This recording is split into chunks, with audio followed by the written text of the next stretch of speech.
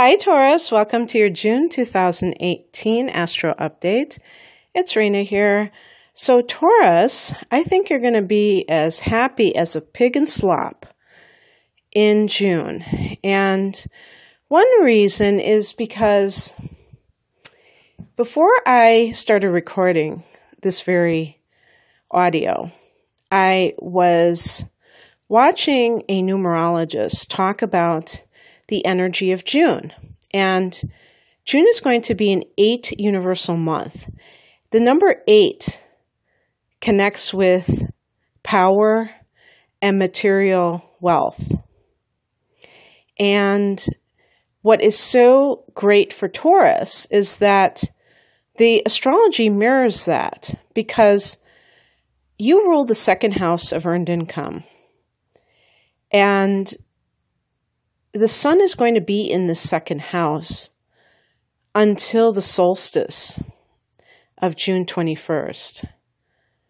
So with the sun in this house, and the sun being such a creative force, this massive force of good energy pouring into that house of earned income, and then the fact that Mercury is there as well until the 12th, you have your energy concentrated on making money.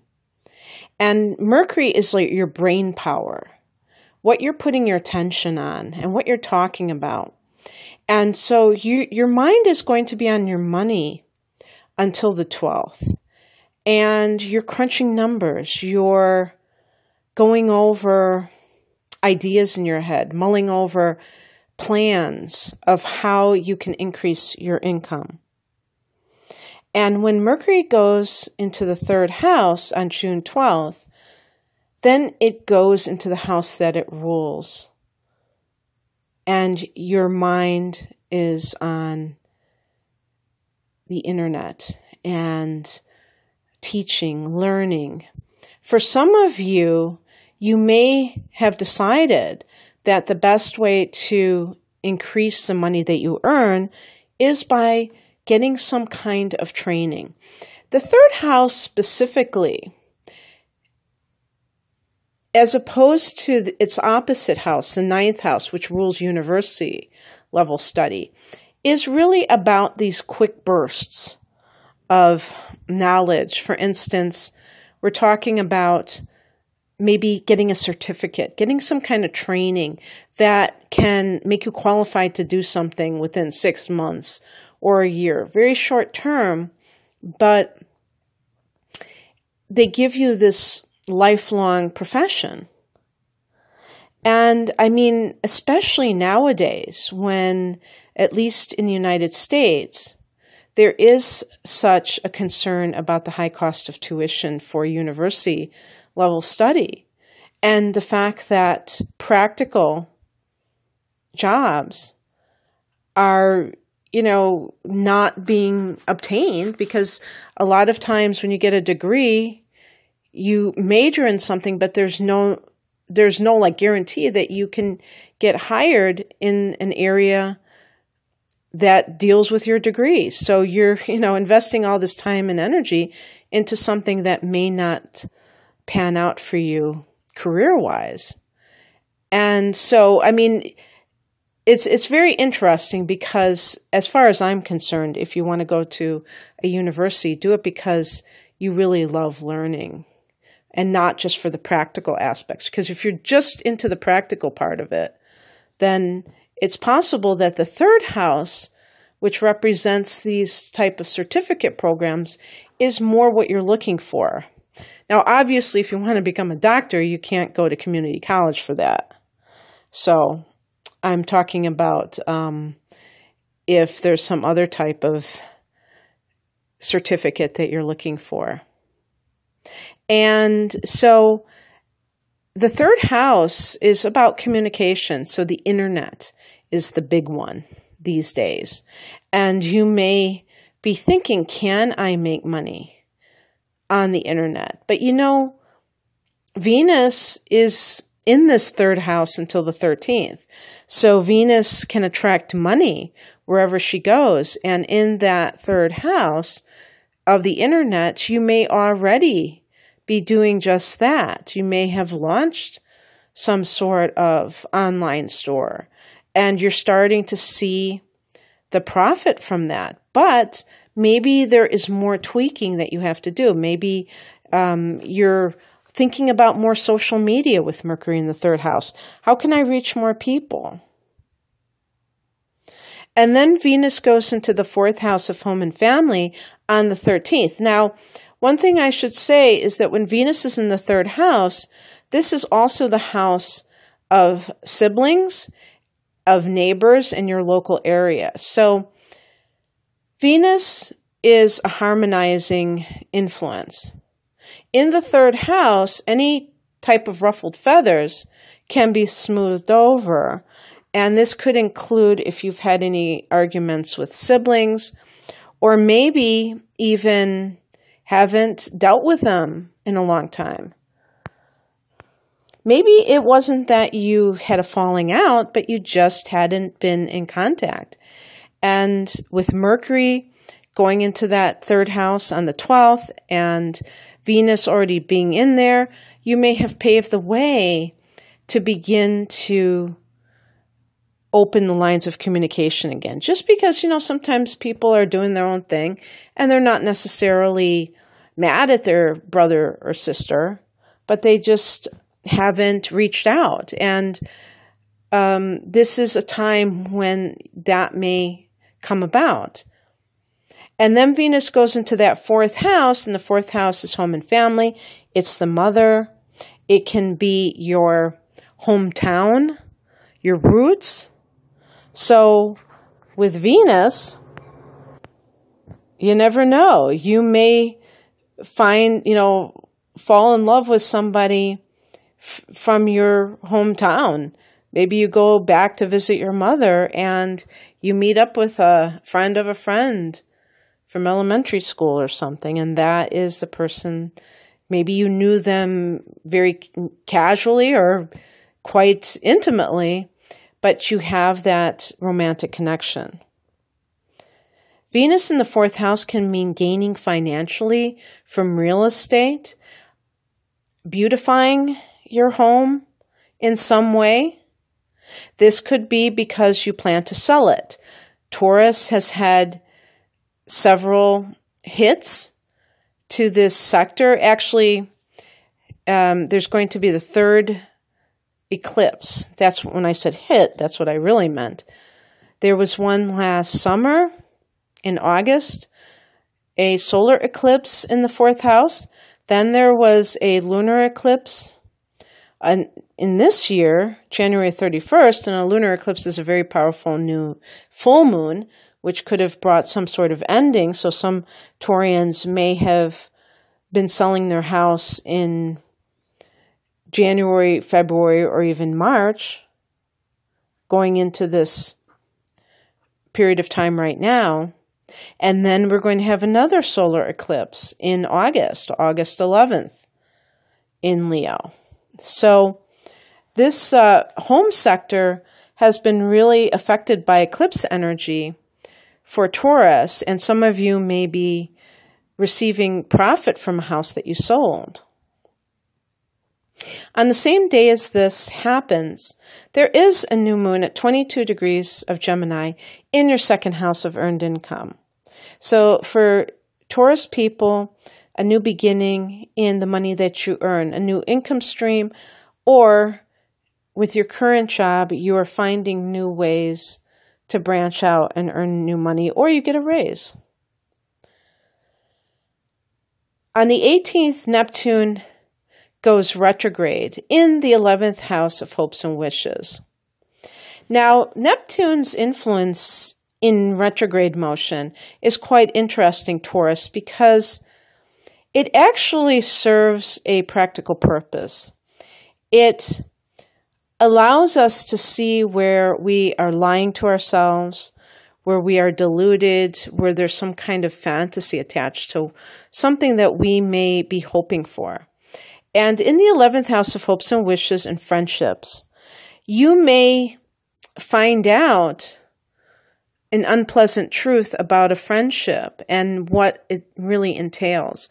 Because I should say something that when Neptune is transiting the 11th house, this could be a time when you are meeting people from like spiritual organizations that you form an alliance with, that you belong to their group, or even making friendships that are from some spiritual center that you belong to, whatever. Could be something along those lines, because Neptune's influence in a particular house can cast a haze over it. It can create confusion, and it can also be idealistic. But sometimes we're too idealistic, aren't we? And we put too much faith in someone or some group of people that don't really live up to our adoration. And we can get this feeling of being let down when they do something that goes against what we had wanted. And this may be the scenario that happens for Taurus during the retrograde period. Now, Neptune just begins the retrograde on the 18th of June. This is going to go on for several months, so it may not have any bearing on the month of June for you specifically, but I wanted to bring this up because if you have met people that you consider friends, acquaintances, or a group that you belong to since 2012, you may find out something in the next several months that makes you a little bit disillusioned. And one thing to realize is that it's important not to exaggerate, because when Neptune is even direct in a particular house, it can make us have unrealistic expectations simply because we're under its spell. We're living in la la land. So we have to frame things in the appropriate way and not allow ourselves to act like this is the end of the world, because it's not. And I'm not saying I'm kind of being melodramatic, but I'm just trying to explain that Neptune retrograde can rid us of certain illusions that we have. And then on the 21st, the sun goes into Cancer on the solstice, and this is your third house again of communication. And you're going to be a lot more lively, Taurus. You're going to feel a lot more like reaching out to people, but also it's not so much reaching out to people in a social way. It's you being the one that is communicating your truth to others. And then on the 26th, this is very important because Mars is going retrograde in Aquarius. The retrograde will begin in your 10th house of career. At some point in the 2 months of the retrograde, it's going to go direct in late August 27th, in a late degree of Capricorn. But while it's in your 10th house retrograding, Taurus people need to figure out if you have been really stepping up to the plate and stepping into your power in your career, or whether you've been kind of like a doormat. Because anytime there's a retrograde with your personal planets, it's asking you to reconsider something. You may have to redo something that is connected to your career. And I wouldn't be surprised if this energy of the third house, getting some certificate, might be connected to that. Because even like if you were a teacher, they may ask you to take some additional professional development classes so that you can get certain, I forgot what they're called. I used to be a teacher's assistant. And it's like units or something. It's so that you can get like more of a higher salary. And I'm sure that that applies to different professions as well.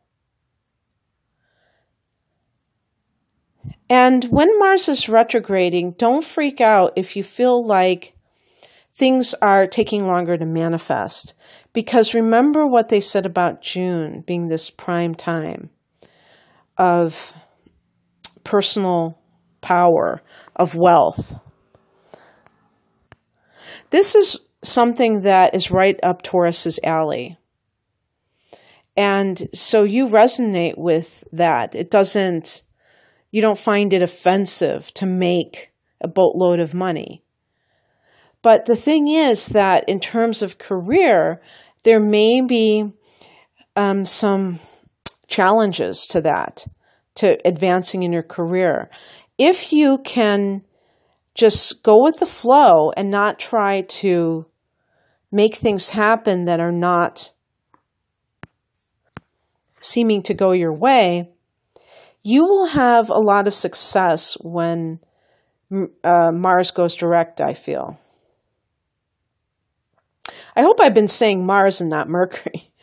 But yeah, you'll be having a lot more. I think that you will make progress more rapidly when Mars goes direct. It's kind of like this 2 steps backwards and then 5 steps forwards. Eventually, Mars is going to go back into your 9th house, which deals with the higher mind. So again, touching on these themes of, should I go back and get that master's degree? Should I go and, travel? Maybe I would do better if I was working for this company in their overseas division. I think I would have many more opportunities. And since some people don't want to uproot themselves, I think I'm going to take advantage of this. And this may be something that you thought of doing before, that you end up doing after all. And then on the 28th, we have a full moon in Capricorn. And for you, this is your 9th house. Again, just what I was talking about with foreign travel, the higher mind. So university, this is the God house. And since Capricorn is a fellow earth sign, this is a friendly angle to you, Taurus. This feels very comfortable. And a full moon in this sector could mean that for some of you, you're finishing your degree at a university. Or that, something coming to a culmination, you finished that book. Maybe that 3rd house activity was you editing your great American novel. You could be, the 9th house is publishing, so that could be indicated here. And this could even be like an internalized thing where you have this aha moment where it comes to God and your place in your life. Why are you here, Taurus? Taurus, I always call it the meat and potato sign. Very basic. I have Taurus rising, so it's when I say very basic, I don't mean that in a derogatory sense. I mean, typically what you see is what you get with Taurus. There's no grand artifice. Down to earth was made for Taurus. Actually, Taurus people can't stand people who are pretentious. And I'm sure that there are more than a few Taurians out there who turn their nose up at Whole Foods because they think it's snobbish. Or even Starbucks, when these places have become so mainstream and popular that everyone probably goes there. But, leave it to a Taurus to think, oh, wow, they think they're so great. Because Taurus values authenticity and you like simplicity as well. You like things that are nice, but you don't want something that's convoluted. And so it's really amazing when a Taurus person elevates themselves above the material and realizes that they are more than that. They're more than their bodies. They're more than their earned income. And you could have a spiritual awakening of some sort. And really, that can set you on a different course as well. Okay, Taurus. Well, I hope that you enjoyed this. If you'd like a private reading, the reading that is most like this one is my natal chart interpretation. I will leave a link for that below. It's analyzing your personality, but it's a lot more tailored to you because it's your time of birth and your individual chart, along with the next 12 months and some of the trends that are happening for you astrologically. So I wish you all the best, Taurus. Take care. Bye.